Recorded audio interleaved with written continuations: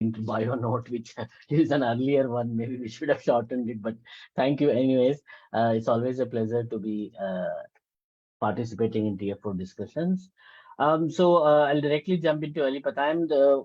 I thought that maybe I should discuss it in multiple ways. One was I wanted to sort of give a little bit of background context to the socio-political context to where the film emerges from. So at the time of independence, most of you will know, but just to inform, um, much of the land relations in India were, at the time of independence, were such that the landed class or landed communities, which were very few, had the most of the ownership of the land. Yeah, this is across India, not just in Kerala, and then of course in Kerala too, which we kind of call it as a feudal agrarian system, right?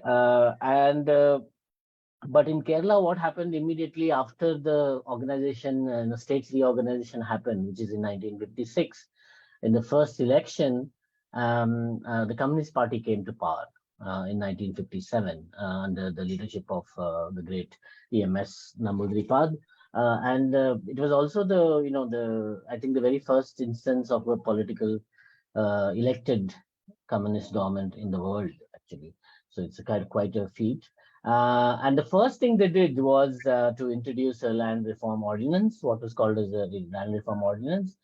And what were the features? Just quickly, the features were to put an upper limit to the amount of land a single family could own.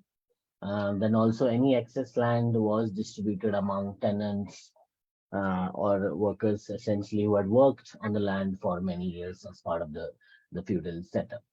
Right. So these two kind of reforms, as part of the land reform, these two got implemented immediately. Of course, they were still. It kept, I think, until 1970. These reforms kept going through many changes. The impact of these reforms in Kerala by the Communist Party in 1957 was so high, in the sense the landed class got so aggravated with this decision. Also, the central government got aggravated. So, in fact, Article 356 was used, and the communist government in Kerala annulled or or thrown out by the central government in 1958.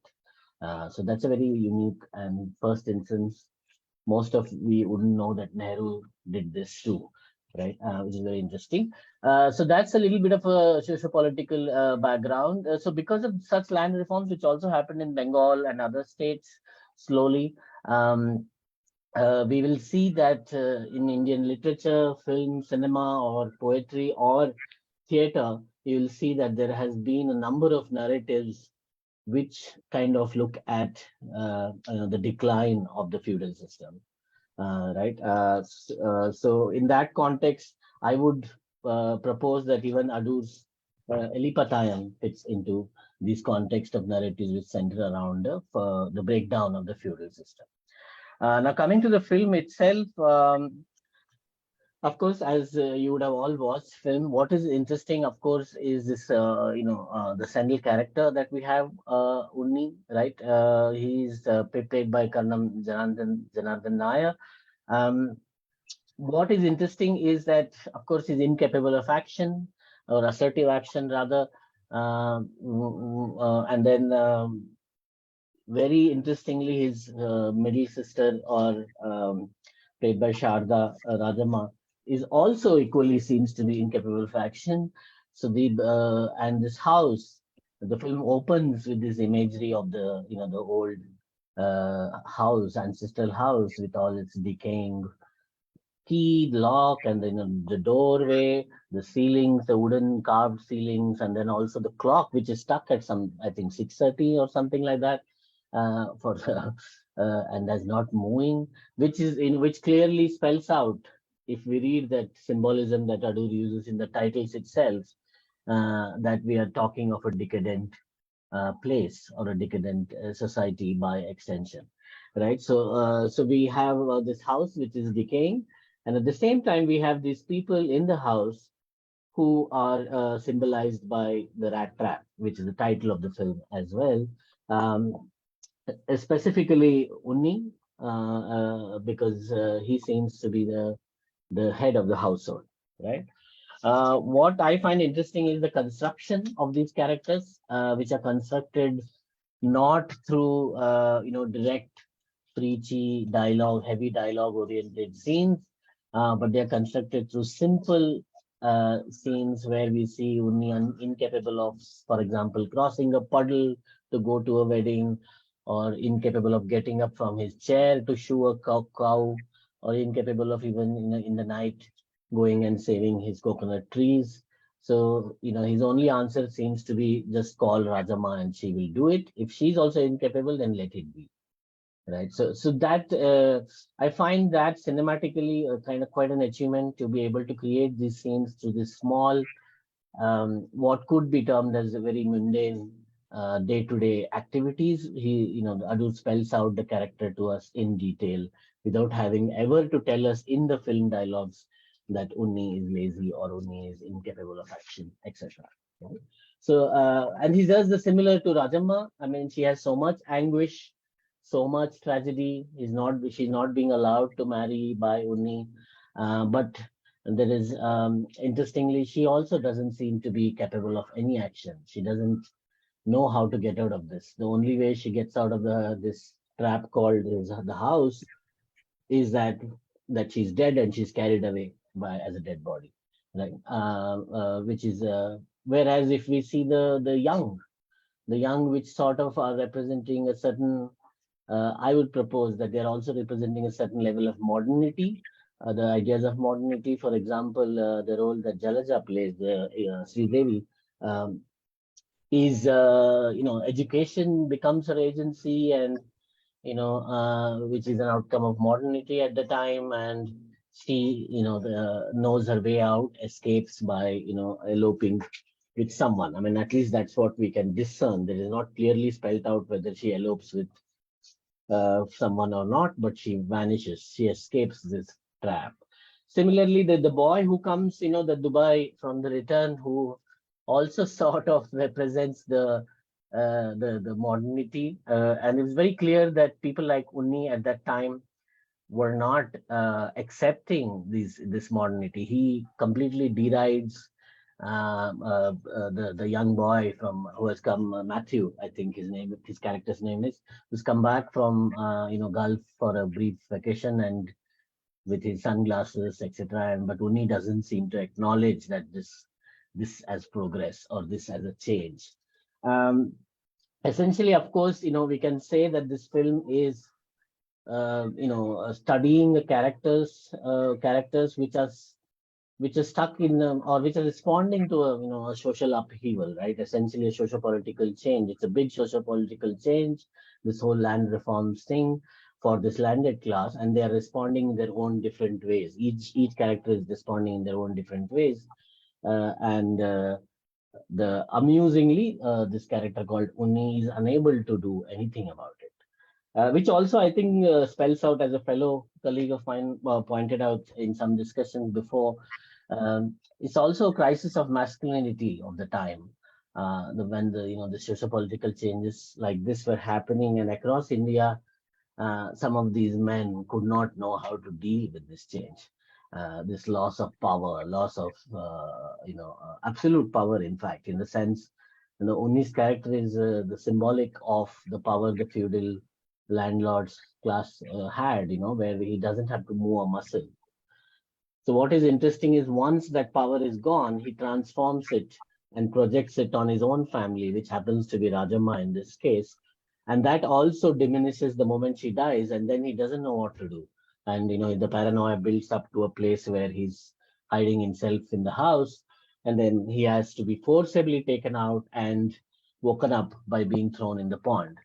Of course, as it happens usually with good films like Adoor's film, all of films, the ending is a little ambiguous. We really don't know whether he is reformed when he comes out of this pond after being thrown into it, or he's going to he's going to stay the Unni that we have been shown for the 2 hour time period.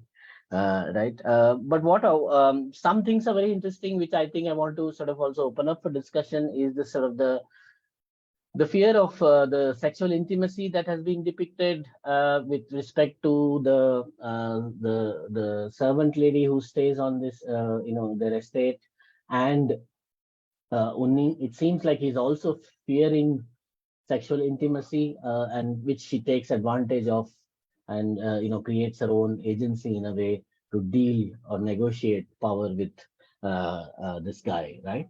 So which is very interesting. I'm not sure if it is that's how I read it, but I remember the reading that some of the scholars have also read it as that she is interested in him and he's not. So I don't know. I feels more like she's fearful of he's fearful of sexual intimacy, which he also doesn't allow Rajamma to have, because he's not allowing her to marry. And then there is also this sort of sexual liberation with Sridevi, eloping in a way. So there is also an angle. You can also think of Elippathayam in those terms. As a good film, it is. It gives us to multiple lends itself to multiple readings. There is also, symbolic representation of caste sometimes, with the whole where do you bathe, in the pond or temple pond or in the house, etc. And there is also aspiration shown of the servant class where she says, "Can I take bath in your house to in your well today?" And she said, "No, no, you people have to take bath. You take bath in the temple pond, right?" So there are some of these, the aspirations which are sprinkled, which are also showing us, foreboding the changing times which are about to come in the society. Right. Yeah. So this is, and I think from a film perspective, film which Mrs. Cherian can add more, but this was Adoor's third film, 1981, after Swayamvaram and Kodiyattam, and his first film in color. So which also lends to him experimenting a little bit with the symbolism that color can be. So, he says that, in the interview I did with him, he was saying that the color blue is assigned to Rajamma throughout the film because she kind of depicts doom, also kindness. And then there is red for Sridevi because, she's kind of the rebel, the color for rebel, the red. And then there is the eldest sister, Janamma, I think. She is green, which is, if I remember correctly, means practical. She's practical. And then he says he mixes the color to give Unni the color of white, which is quite interesting take on how he wanted to use color in his first color film. Right. Apart from this, of course, I think it's from a cinematic history, film history perspective, it's also very crucial film because it's the first film Adoor made outside Chitralekha Film Society.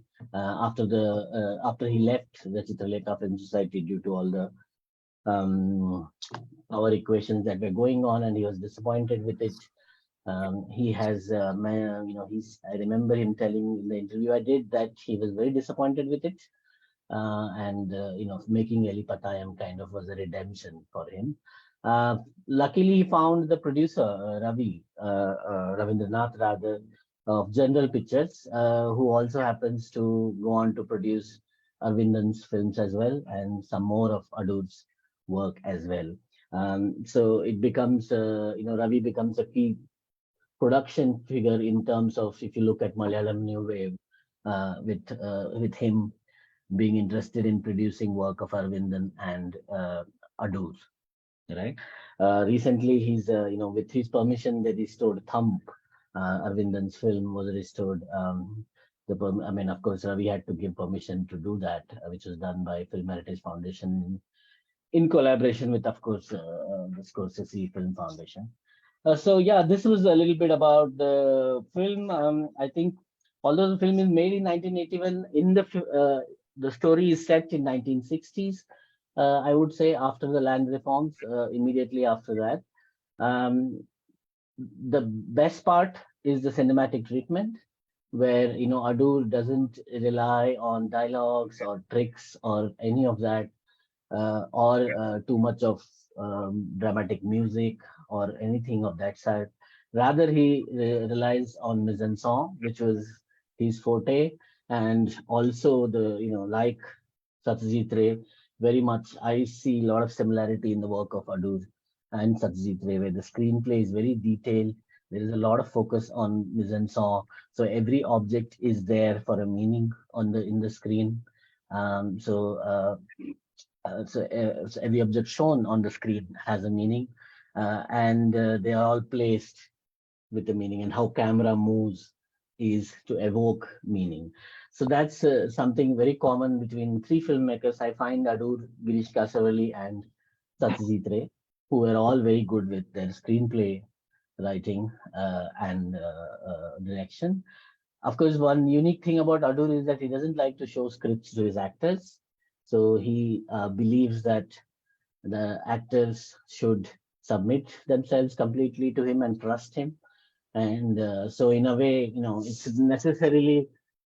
it's not that Unni knows at that time that he doesn't want to cross the puddle because of this background of feudal laziness, etc. He doesn't know. He's just told that you go and stand there, and you just look straight, look right. In a way, it's a little bit of a difficult thing for actors to work with directors who don't want to give you a script.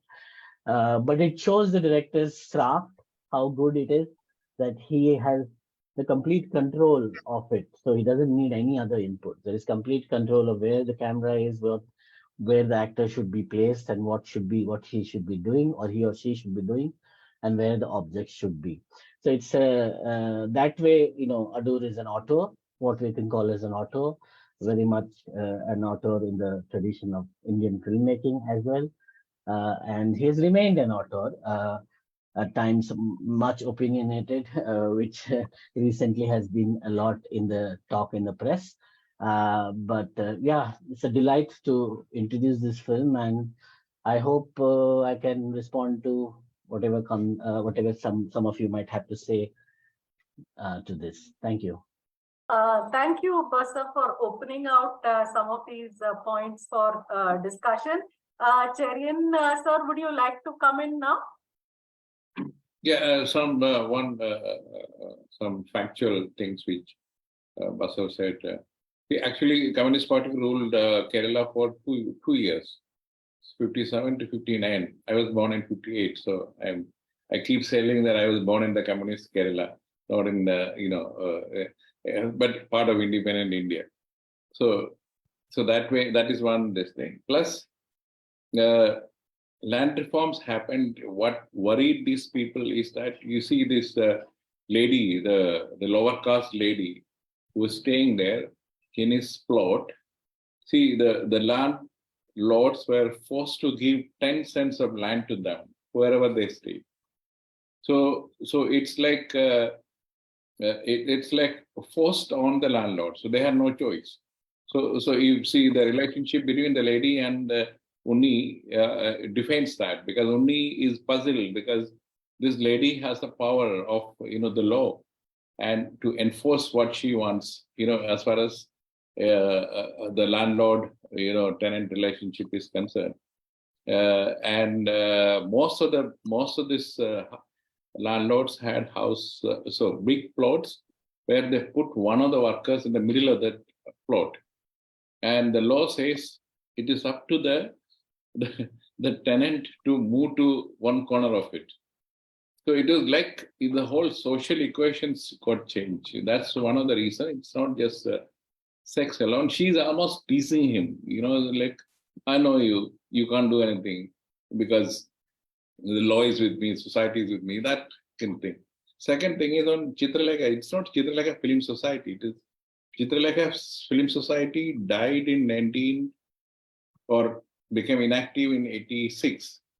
And Adoor is still part of it. Chitralekha Film Cooperative, which Adoor had a problem. And it is totally two entities, totally different entities. And they had a problem essentially between he and his bosom friend, Kulathur Bhaskar Nair, who was the managing director. It was a sad thing because they had a studio, they had everything going good for them. And in fact, a lot of us believe that crisis forced Adoor to write this whole idea. And he did it in 3 weeks, according to his script collaborator, Mira Sahib. He went to Malappuram district where Mira Sahib was posted, sat in a guest house, and both of them finished in 3 weeks, I was told. After Ravi said, look, I want to produce your films from now onwards. So that way. I think plus one more thing is that in the use of color, as you said, I think the most important thing is the use of that sepia color in that, the Taravadu thing. Everything is sepia. It's a naturally sepia color, which gives that past thing, which has come out very, very strongly. That's, I think, one of the reasons when Thomas Elia was in India, because those days in 80s, late 80s, Government of India who used to host a lot of these filmmakers, and they will have an India tour and come back to Delhi and have a press conference. So I was there, and of course, Thomas Elia means we all have to be there. I asked him, did you see any good film in India? He reflected for a minute and said, ELIPPATHAYAM. That's a classic which I saw. So I was shocked. I keep arguing with Adoor. For me, that's the best film because even Thomas Elia sided with me, kind of thing. So again, Thomas Elia made another film about the same plot, kind of thing. I forgot the name of the film, which some of the Malayalam reviewers said that, look, this is inspired by that and all. But I in fact, in my book, I wrote that Thomas Elia himself said ELIPPATHAYAM is a classic. So all that imitation is mangam, because I find it's the most original of Adoor's work, and it is a period. It is a period that I think 80s or early 90s could throw up such a film, because the period was, that transition period is over. Now it is getting into another thing. Plus, Adoor had modeled Adoor models his film on somebody who knew, from his life experiences. There's an uncle of him who had similar experience. So one more thing I want to mention is that if you see Adoor films, Swayamvaram doesn't have a theme music. Kodiyatam, there is no music. He started introducing theme music with this film. In fact, when my interview starts with that, I told him that this is the first time you are doing it. And till Pinayam, he has a theme music running in this film. And this is something which he started with ELIPPATHAYAM, and I think, as Basav also interviewed him, and he said it's very haunting, and kind of airy music which he came out with. And he described in my interview, how he arrived at it and all. It's that way. I think this is his creative best.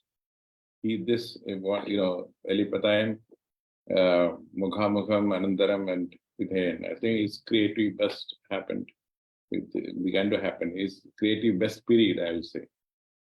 So, and that way, Adoor with the producer again, Ravi used to make family movies before that. He made a lot of money with that successful family films. So he got curious about this new film movement, and that's how he invited. He started with Aravindan. Aravindan's Tambu was produced by him, second film, and then went on to Adoor. So that way, I think Ravi played an important role in the new good Malayalam films. Yes. Thank I you. just Thank you wanted so to- much. Yes, Basav, go ahead. Yes. I just wanted to add that ELIPPATHAYAM won a very prestigious award, which I don't think, apart from him and Satyajit Ray, anyone else has won, which is the British Film Institute. Yeah, Sutherland. Yes. Yeah, so the Sutherland Award, which is given as the best original work or something. In 82, he won it, and only I think him and before him Satyajit Ray has won. Yeah. I don't think after that Nobody has won. Only in Asia, I think one of the Japanese filmmakers got. Only 3 of them has got that prestigious award. Yeah, and of course in India it won many awards, Kerala State Film Awards and National Award also. Yeah.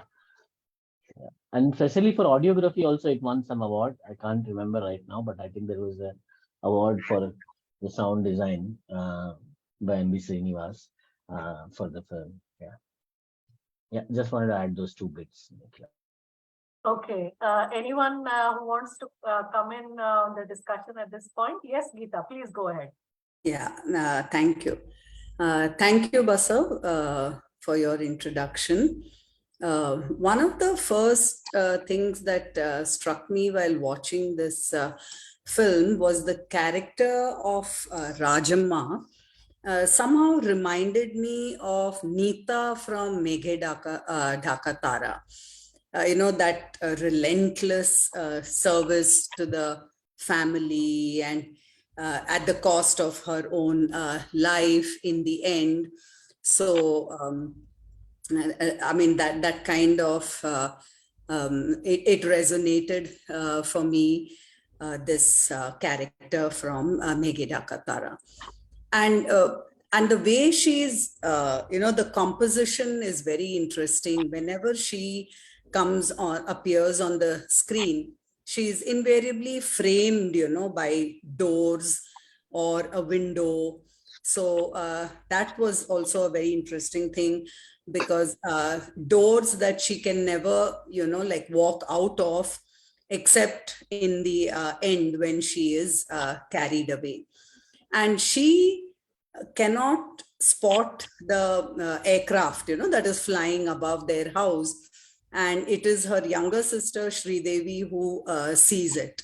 So I thought that was also kind of symbolic, because there is no liberation for Rajamma the way there is for Sridevi, with that aircraft being, being a symbol of getting out and of liberation. And this character from the Gulf, Basav has also spoken about him. I liked the way this whole issue, it's a very small part of the film, of course, but it has been rendered with a comic touch, which was very nice. That character's outlandish shirt and his self-obsession with his changed physical appearance, his smugness, all of it had an element of the ludicrous, which I thought was quite interestingly done. Yeah, I just want to say that this Neeta comparison comes a lot to any woman character, which seems to suffer a lot. This framing of doors is again something which you find a lot in Girish's films too. It seems like the thing of that time, very interesting. And also, I forgot to speak about how Adoor makes us feel that the film is shot in more locations than it actually is. The feel of the film, you don't realize that it is shot in such a one spatial one space, and very little of any of the outdoor spaces other than that. You don't get the feel, although it's it's a certain space and certain rhythm. That's again a great direction, I would say. And the spatial use of the Taravadu kind of house itself. So where is Rajamma in the film? Is kind of, you can, like my students, we have done this exercise in class, scene by scene. If you cut, where is Rajamma in the film? You'll see that she's hardly ever in the front, in the porch area where Unni sits. So the spatial division, the gendered spatial use of ancestral house is something Adoor, of course, knew very well. He comes from a feudal background.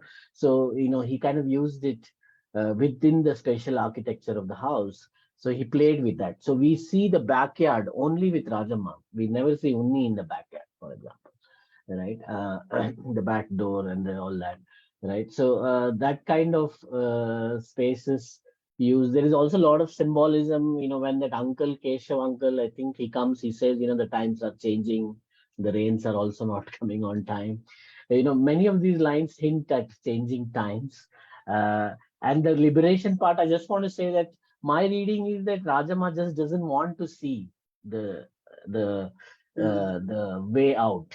That's why she is not, her response is to sort of sulk, but not do anything about it. her younger sister does something about it. She moves out. So in a way, it's also she's in a way equally trapped as much as Unni is what I would say. It also is crumbling kinship is one of the ideas my colleague had proposed when we were discussing in APU some time back about this was um, this post-agrarian Indian society. You'll see a lot of changing relationships because some brothers went started going to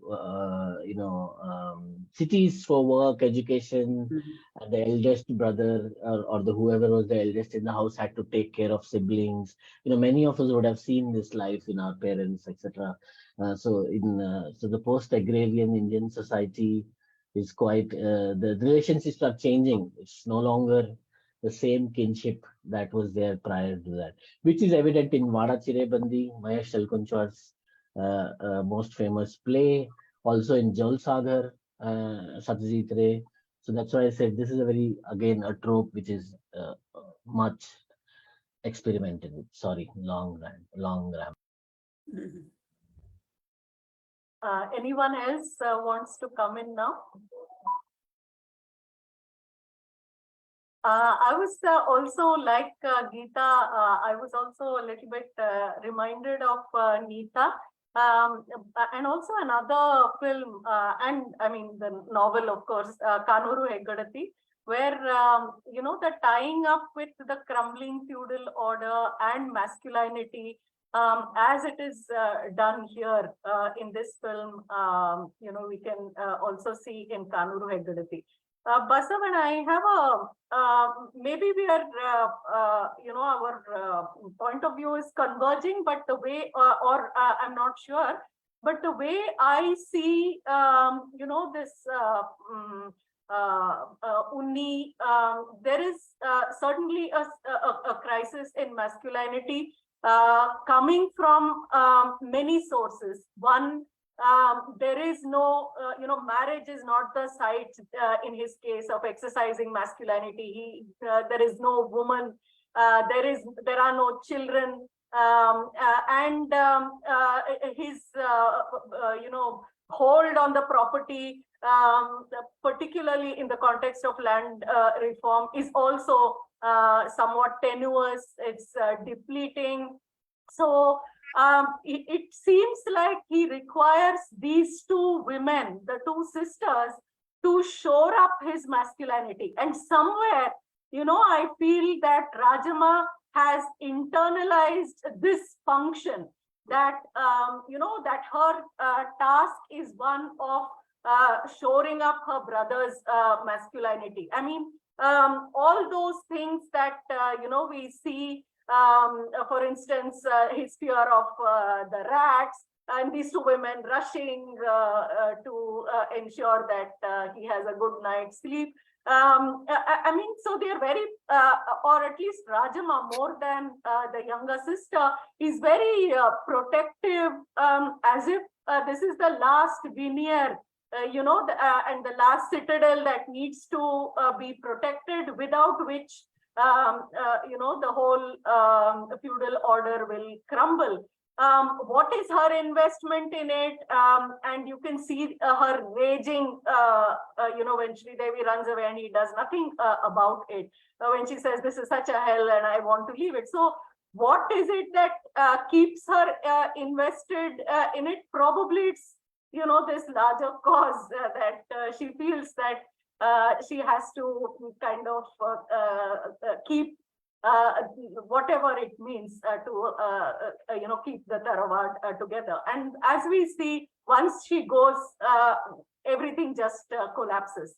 So that was kind of the way I was looking at this function of masculinity and what does the woman do there.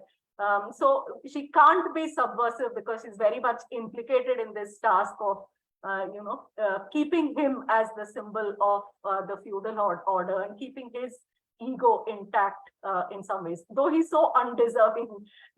So keeps making all kinds of demands from places of privilege, which we know he has no right to enjoy.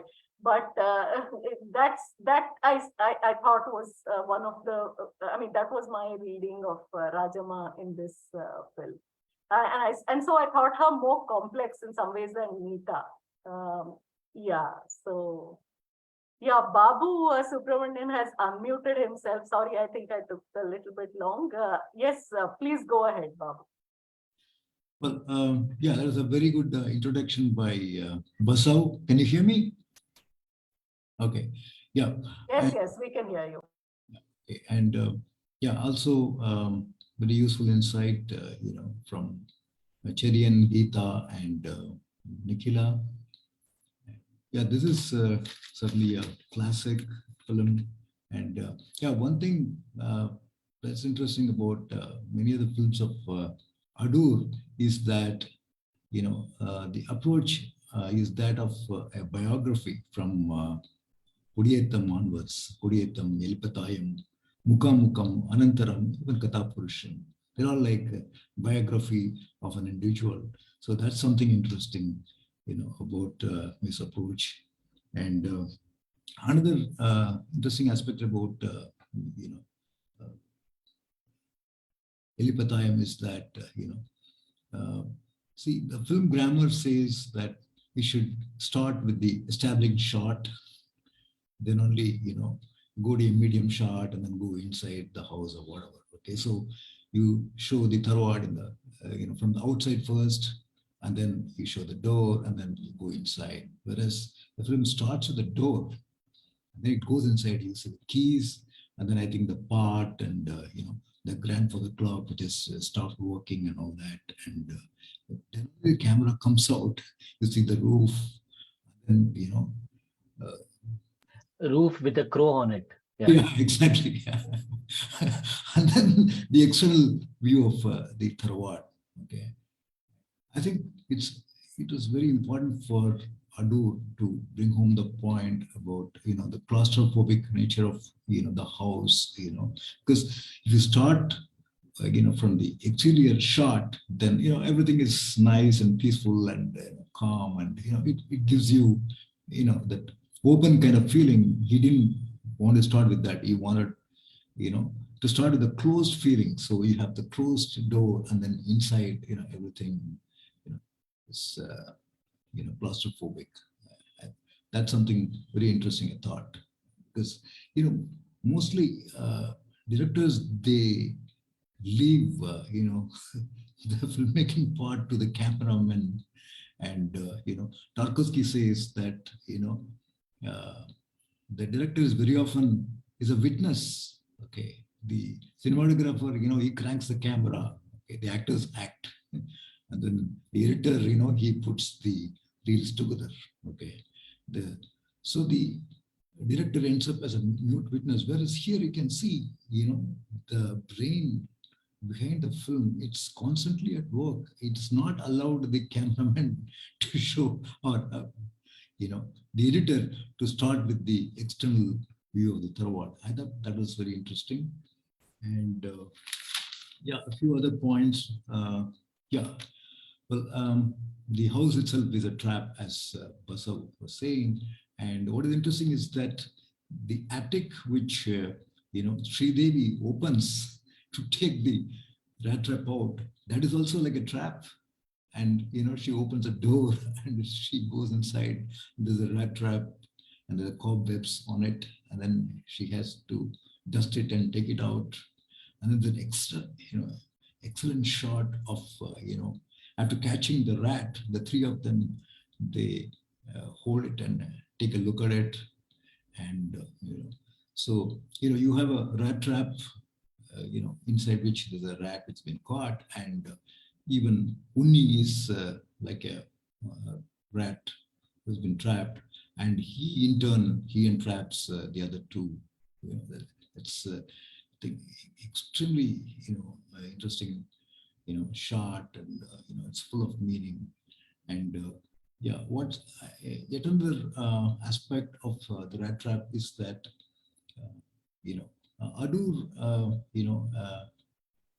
is able to come up with multiple levels of meaning from the beginning. Swayamvaram, on the one hand is about the unemployment and all that. So very much, definitely Adoor is, he has in fact said in an interview with Basav, by the way, I watched an excellent interview with Adoor by Basav for the Bangalore International Center, in which Adoor has said that he wants each and every of his film to be a social document.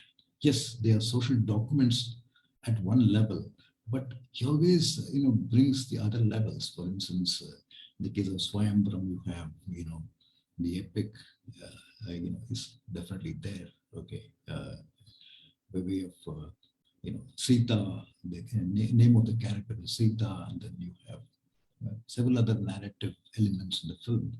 Okay. And the title itself is Swayamvaram.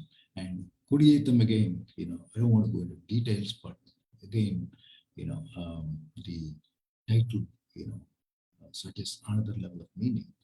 And what is interesting in ELIPPATHAYAM is that, again, the title is symbolic, ELIPPATHAYAM, rat trap, but you also have a physical rat trap. So what do you say for that? It's not just a symbol. So at one level, yes, it's symbol, but you have a physical rat trap. I'm reminded of Peter Woolen, who talks about symbol, icon, and all that, and so it is not only a symbol; it's also an icon. And what is interesting is that it is also a mise en abîme, because it helps us in understanding the film itself. So to that extent, arguably can be called a mise en abîme. So these are all some interesting aspects of the film, I thought. And the other is, definitely, like Basav was saying, that ELIPPATHAYAM was awarded with Adoor got the PFI Sutherland trophy, which is very prestigious, and next only to Ray. Apart from Ray, the only other Indian director who got it. And I think that is, a sign of, Adoor, Adoor's arrival as an author, because definitely, the first two films, they were significantly different from the rest of the pack. But with ELIPPATHAYAM, I think he made a mark in the international scene.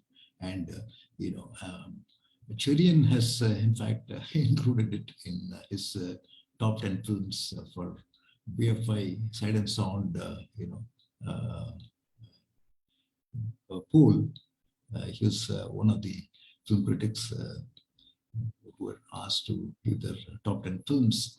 And, what is striking about ELIPPATHAYAM, there's so many things you can talk about. And, well, one thing, which is very striking is that, you have the classical unities of time and space. Everything happens, in and around the terroir, and also the classical unity of time. It doesn't go back in time. There's no flash forward or flashback or something. It's linear, and so it has the classical unities, which really these unities of classical unities mark it as definitely a significant work in Adoor's course. Thank you. Thank you very much, Babu Cherian, sir, Babu Subramanian, sir. Can we now have anyone else respond? Uma Magar, welcome to TFO. Uma is a documentary filmmaker. Hopefully, we'll be watching her film soon in the coming month. Uma, you've unmuted yourself. Do you want to say something? No, thank you. I just wanted to attend. Thank you. Okay. Anyone else wants to come in now?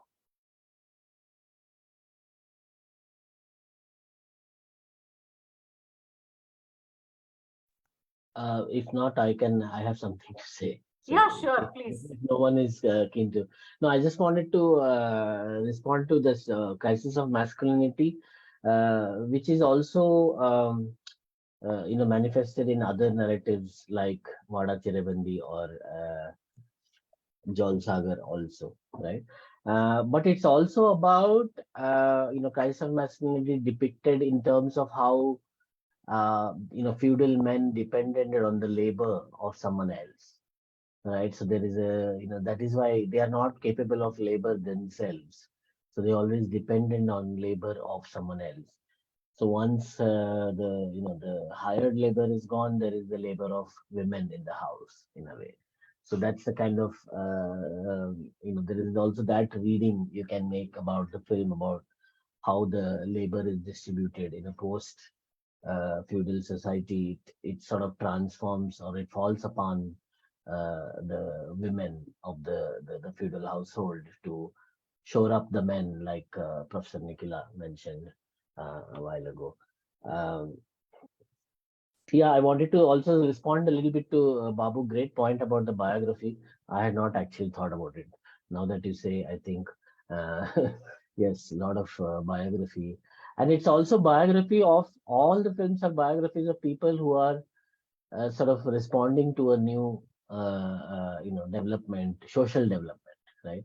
It's not just at an individual personal level. It is they're responding to an historical event, per se, social historical event, which is, I think, a sign of, if you talk in the context of new wave cinema itself, that was the commitment in a way, no, like that they will chronicle modern India's history, and they will, the in kind of chronicle it, chronicle the complexities and contradictions as well, which I think Elippathayam keeps that promise of the new wave very, very perfectly without compromising anywhere. It sort of delivers on that.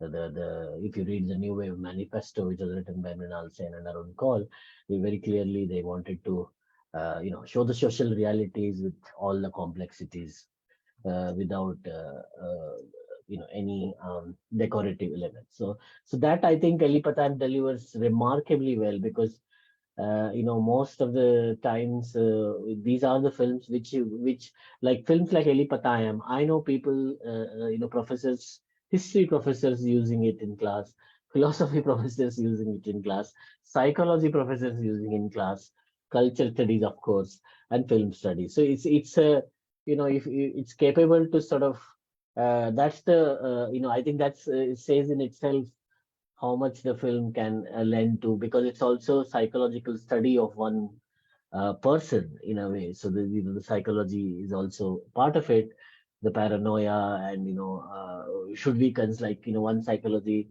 professor, I remember when we were discussing, the question was, should we consider him depressed in the modern parlance of psychology? Is he depressed? Is Unni depressed in the film? Is he responding? Is his behavior attuned to depression, right? So that's these kind of so many, and that's the good part about, I think, making a film like this. Yeah.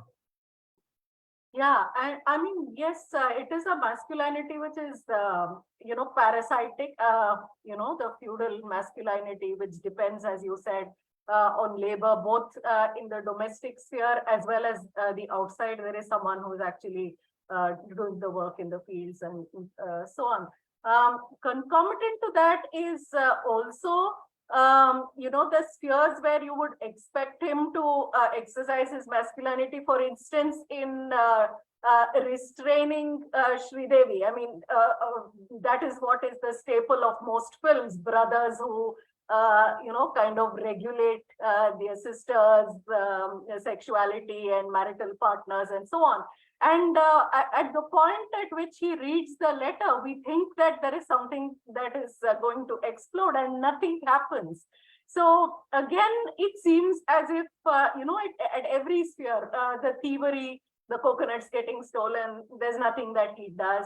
So this parasitism is also something that, is this, or do nothingness, as you were saying, is also a way of depriving him of a sphere of action, and that action which would be affirming of masculinity. So that was what I was kind of reading this as. Any other? In the Anyone? same line, ma'am, you can read the sexual thing also. I mean, some people have read it as that before the land reforms or in the past, only might have transgressed and Right. sexually exploited that the woman from the servant class. But in this post-agrarian, post-land reform society, he's fearful of getting into that. So it's also the power equations are like Mr. Cherian also mentioned that she knows, she's aware of the law. So in a way, so he doesn't want to cross that line now. Yeah. Yeah. So a certain kind of stasis as a result of all this, probably. Yes, anyone else would like to come in now? Rajan, Ajanta, Tarakeshwar. Please unmute yourself so I know you want to speak. Yes, Tarakeshwar, please go ahead. Because there was no one else, I thought I will come in.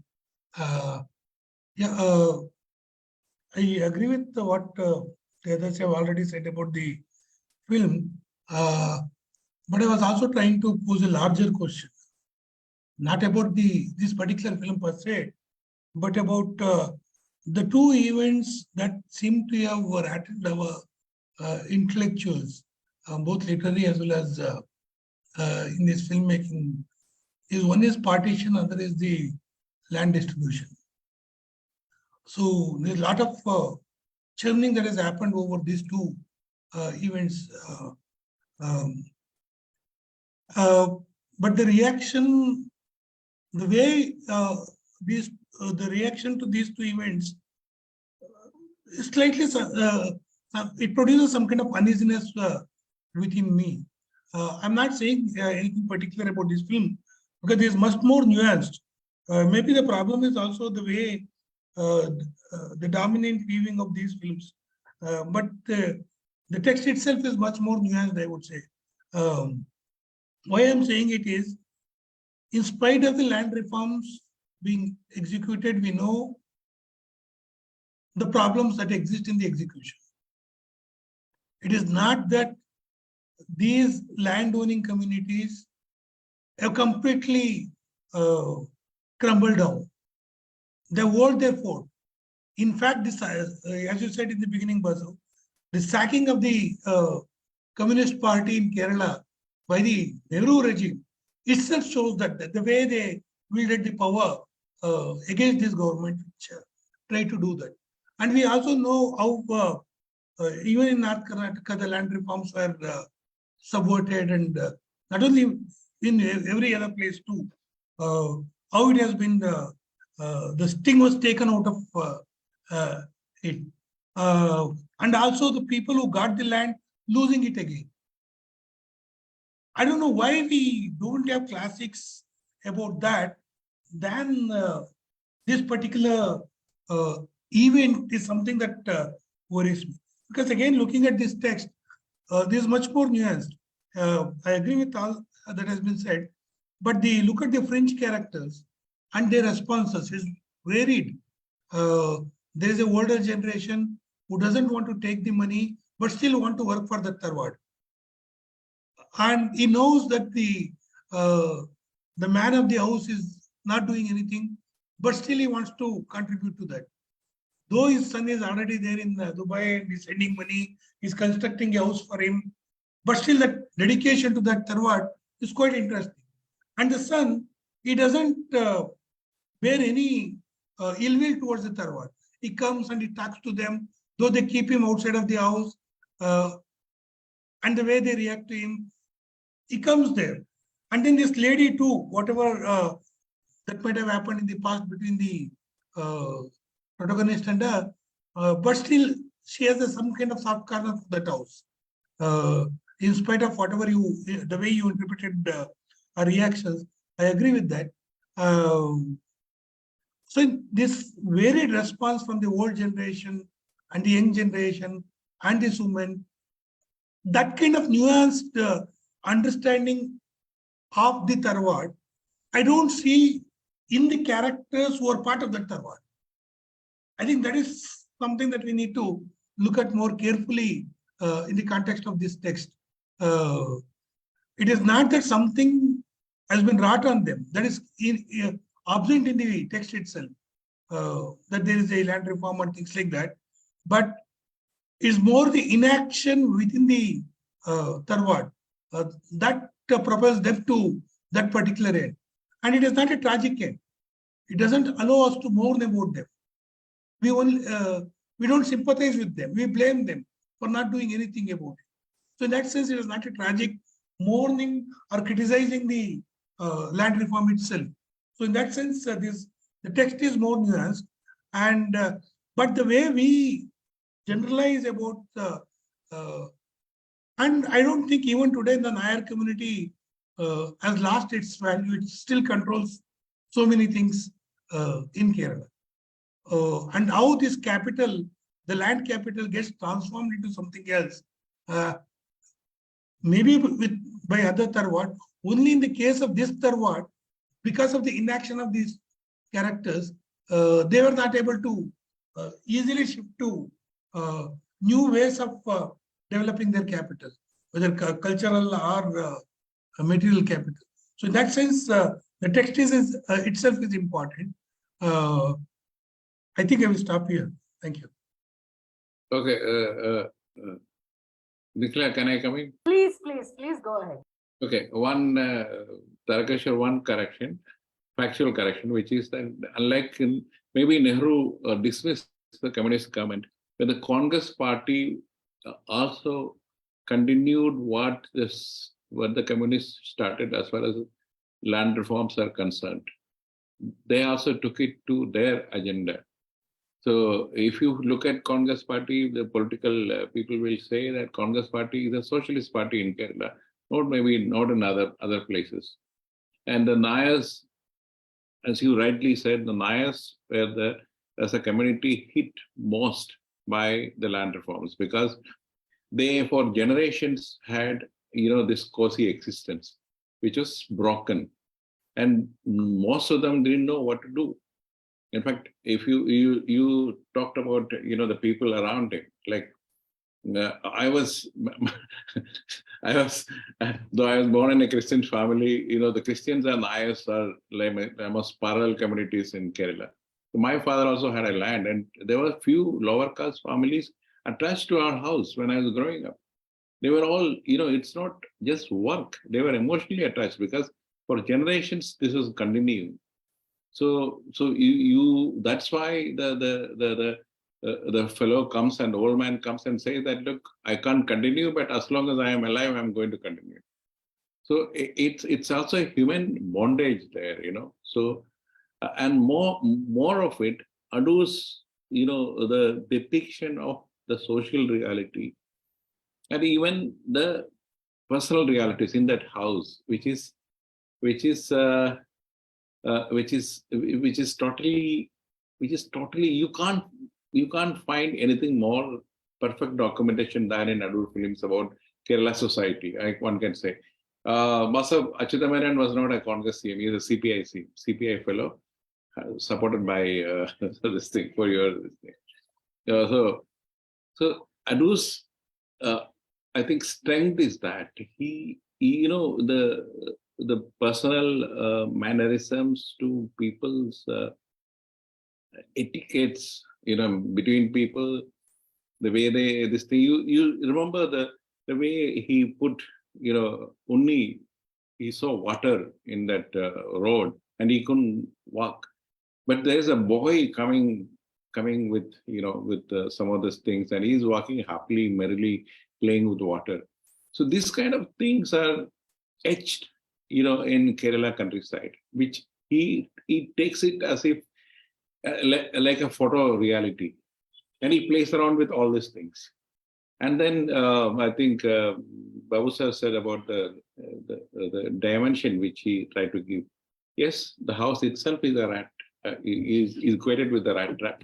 The people are like the rats caught there, Unni is a bigger rat. The joke is that Unni was, Karamana Janardhan Nair was chosen because he had a pretty, nose like that of a rat. So all these things, he puts layers after layers into his filmmaking. And that kind of houses are, Adoor now stays in such a house in Trivandrum because he bought, I think, in early 80s, he bought an old house and rebuilt it with, modern facilities. So the kind of layering which he did, I think very few filmmakers are attempted it. That's why I think the British and others realize, the social, personal, the time and space part of it, and the colors, the way that he used the colors, and people around, who is the society around, so all these things, I think it is like you can't be more perfect than that in when handling a film. And as far as his filmmaking is concerned, he keeps saying that, look, I learned filmmaking the best possible way. I was a gold medalist from Film Institute of my batch. So, nobody has to tell me where to put the camera. In fact, there's a joke in Kerala among the new film wave people that Adoor was the only one who could tell the cameraman where to place the camera.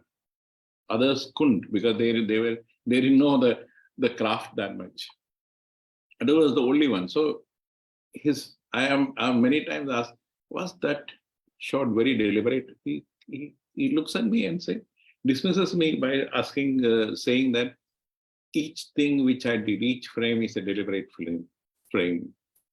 Each mise en scene is deliberate, and they plan it to the hilt, and then they shoot it. So his filmmaking style is that very few changes happen in the set. Not like it's almost the opposite of what Aravindan did. He goes with a brief and then he just shoots it. But here, it's all very, very deliberate. Color, the music, the ambience, the space, everything. He puts it, it's like a crucible which he puts in and makes his film to, for us to interpret in whichever way we understand it. So that's, I think, the beauty of this film. And Adoor has perfected it to other, with Mukhamukham or Anandaram and Vidhayan. I keep saying that the first 6 films of his are it's like he climbs the creative steps one step higher. Of course, I keep arguing with him. After Vidhayan, you have plateaued. So you're not gone back, but you have plateaued. So we have this argument when we sit down, and talk. So ELIPPATHAYAM, that's the major thing. You just can't find fault with the social reality or the personal reality which shows, because it's nobody has done in Kerala the kind of perfection in terms of social and personal realities which you see. That's the beauty of Adoor. In fact, even in Pune, there is a small scene where the man is going abroad, and then suddenly you find the wife of the house comes out with a lamp and stands in front of him, which is very typical in Kerala. In Hindu households, in Christian households, you'll have a prayer there. So that kind of stuff which he comes out, it's like if anybody wants to study the 60s, 70s Kerala milieu, as Basav said, that you just see this film. That's all. This is how that perfect. And he says that, look, I want to. That's a deliberate thing which he says that I did it because this is the way the life around is. And I think only Ray and few others got that right because Ray also was a very keen observer of his people around him, what happens around him, and he could translate it into film with his style. Yeah, thank you. Yes, I just Tarkesh. particularly wanted Yes, to Basav. Go ahead respond and to- then Tarkesh.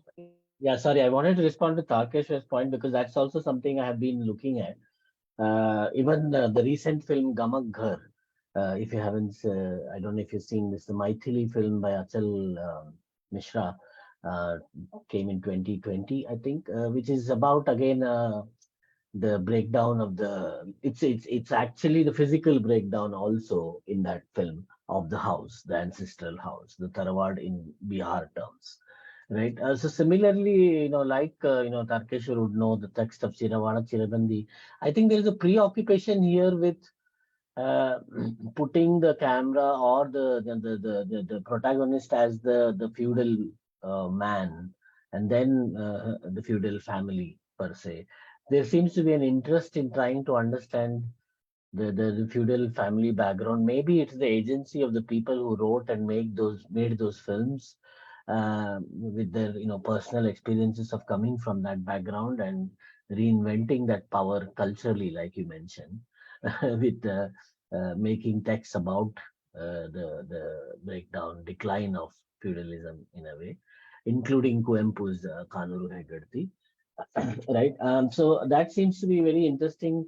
Even Achal, when I was interviewing him, one of the things I said to him is that it's a very it's a privileged view because it focuses on nostalgia. His film of this house, which he experienced as a child, uh, uh, you know, and the breakdown of it now. And it doesn't focus on the characters in the margin, except for I think El Kunchwar does a little bit.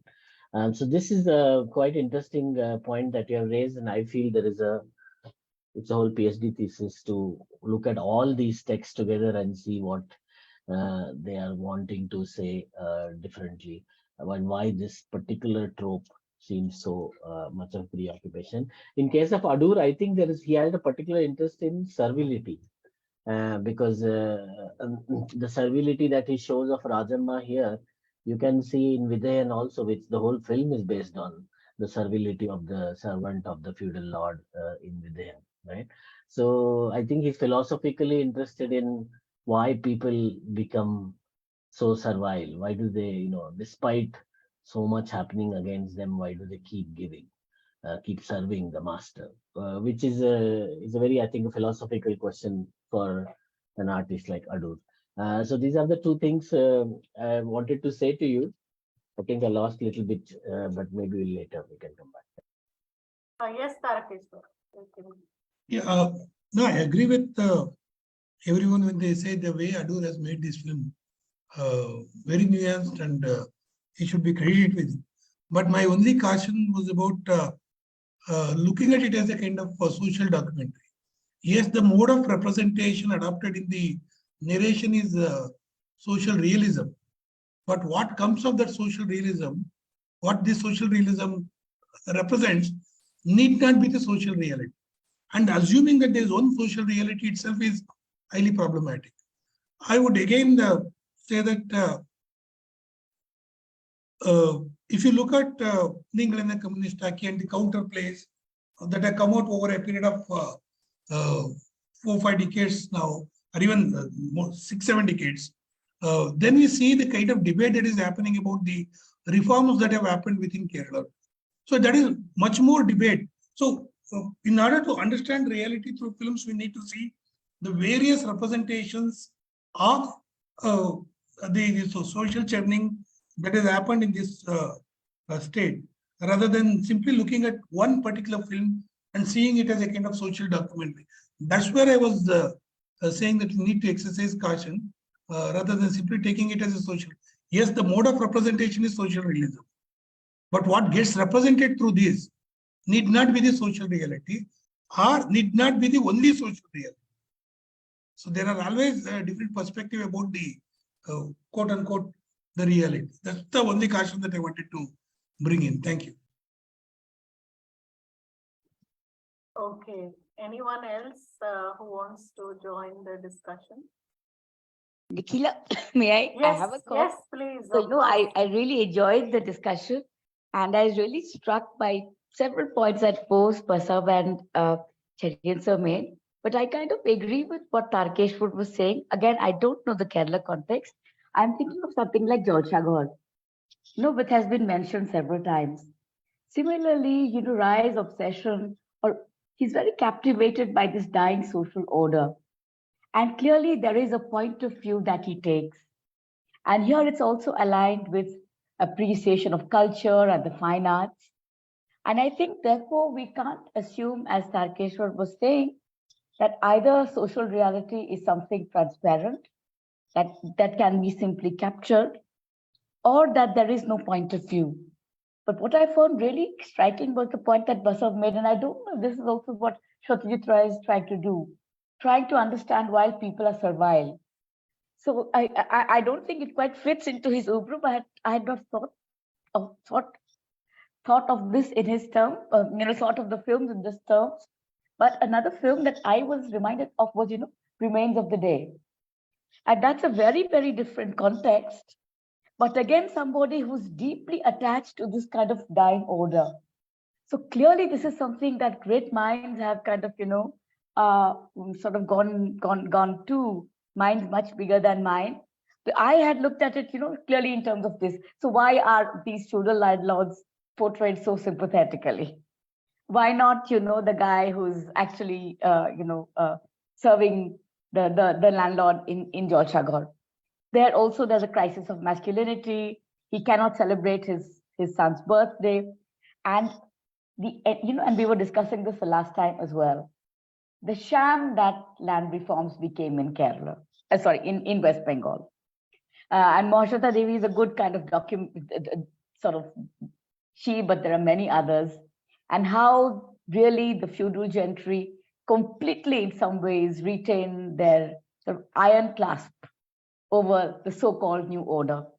And by Nondigram Shingur, of course, that whole thing then explodes, and Mamata Devi pretends to be the left. So I think exactly as has been pointed out, land reform, partition continue to be the central themes of great filmmakers. And I just want to say in the end, thank you, I really love these discussions. Thank you very much, Ajanta. Just one small yes, response yes. to Ajanta, ma'am, is that in Jal Sagar, I think Satyajit Ray is quite kind and empathetic towards the protagonist who is a feudal lord, but Adoor is not. Adoor is in fact in ELIPPATHAYAM, it's is the character of Unni is made fun of, right, from scene one. As an audience, we cannot help but laugh that he cannot cross a puddle or is scared of rats, he cannot take bath without sister's help. So he's very much an antithesis of what the Jal Sagar's Rai Sahib is, where, with a pipe in a mouth and, with the kind of candor and the grandeurs, music room, etc. So I think in a way, I think Adoor's representation is a little bit more critical than Ray's.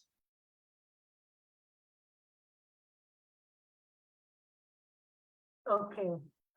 Anyone else? Sahil, Kalpalata, Lakshmi, any other points? Sonia? Sahil has a long point in the chat box. Unlike the static title cards in other Adoor Gopalakrishnan films, the pre-credit sequence in ELIPPATHAYAM opens with several shots of various corners and objects of the house, which is indicative of house itself is stationed as a trap. The spectators are given a hint of the pre-credit sequence before transitioning into the diegetic world. Was there a reason behind it that Adoor Gopalakrishnan chooses this kind of title card sequence compared with his other works? Would anyone want to respond to Sahil's question? Yeah, I think Adoor himself has said that is the indication which is telling the past glory of this house. By that title, this thing, he is showing that this is an active, it has a big, glorious past, but you're going to see a different house. That's what, he was, with that first, the sequence itself is talking about the past glory, and then comes to the, the static present. I also think it's the advancement by that time, by the phase was his third film, right? By that time, like he's also using color, and at this point in time, he's also thinking of new ways of using the advancement that has happened in the technical part of filmmaking. So that also is like he wanted to use the haunting theme music, like Cherian mentioned. So there was the music for title sequence available in a way, mind. So then build the visuals into it, right? So yeah, that I think it's a combination of both. There was meaning in the story to be put there, and also the technical availability of new innovation that he wanted to use. Okay, anyone else? Yeah, please go ahead. Yes, Sahil, yes.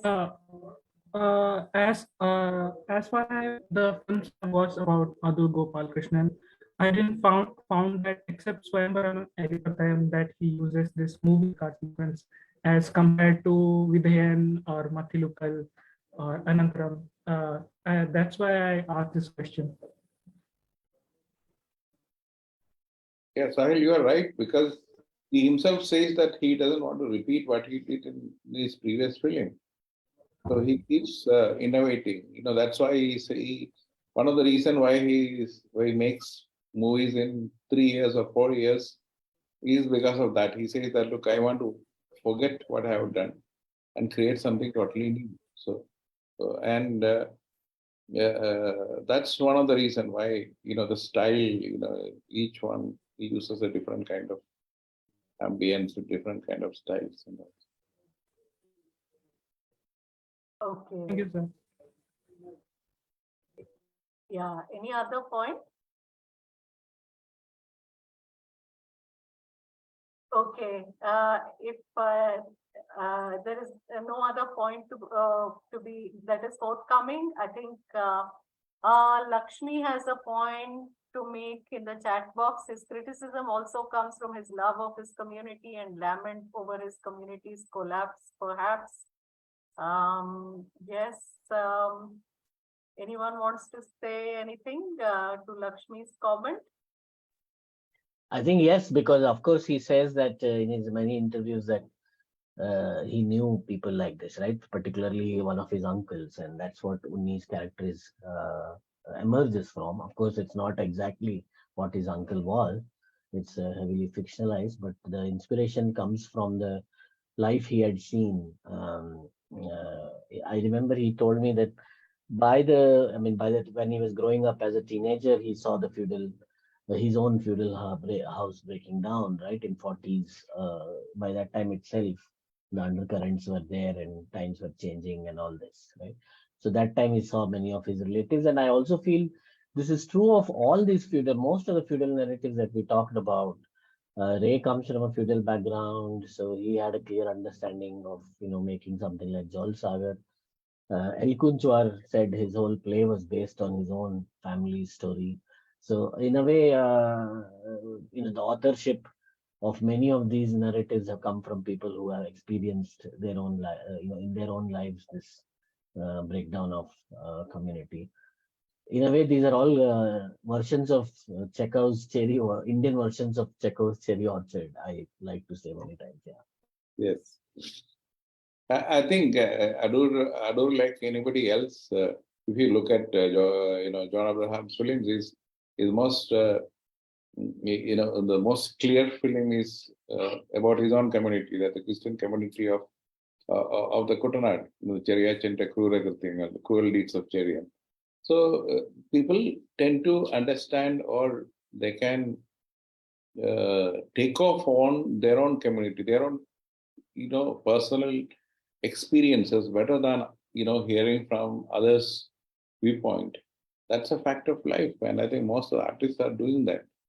And it's sad that there is the criticism which is in Kerala, saying that Adoor makes films only about Nayar community, and he says that, look, that's a community which I know best, so I make films on them. What is the big? I am not part of them. He's not. He's not part of that community. He's not in any of the community organizations, or he's being celebrated by them. But he makes it, and he says that he's an artist, and he does it in his own way. And I don't think it's only the Nayars Taravadu which has collapsed. It is the middle caste or middle class in Kerala, which has suffered. The landowning class across the communities have suffered. So it's not just Nayar's collapse or one community's collapse. It's a general thing which has happened. And he's taking an example out of, one community and one Taravadu or person whom he knew best. So there is no lament over this collapse. I don't think, as Basav said, he is laughing at, the whole person, how he is not being practicalized, how is he not coming up and finding solutions for what he's going through. He can, because he still has some land left. He can cultivate himself, he can get active, but he's not doing it. So that's what Adoor was hinting, that he needs a treatment. Social, the people outside is carrying him and putting him in cold water, which he always resisted, the such a bath. So he's being given a cold shower to come out and see the world in a different perspective. That's what Adoor's message, if there is any message in that, says. So there's no lament as such, I think. Yeah. Okay. If there are no more comments to be made, I think we have come to the end of this discussion on ELIPPATHAYAM. I think it's been a very, very fruitful, engaging discussion on the film. Thanks to V.K. Cherian sir for suggesting this film, and thanks Basav once again for coming back on TFO and introducing this film wonderfully to us. Thanks to everyone who joined the discussion today. We hope to see you next Saturday when we will discuss another film, Anantaram, by Adoor Krishnan. So Thank you, V.K. Cherian sir. Thank you, Basav. Yeah. Thank you, everyone. Thank you. Bye. Thank you, Thanks, everybody. everybody. Good night. Thanks. Good night. Good night. Have a Thank you nice for attending. weekend. Bye. Good night.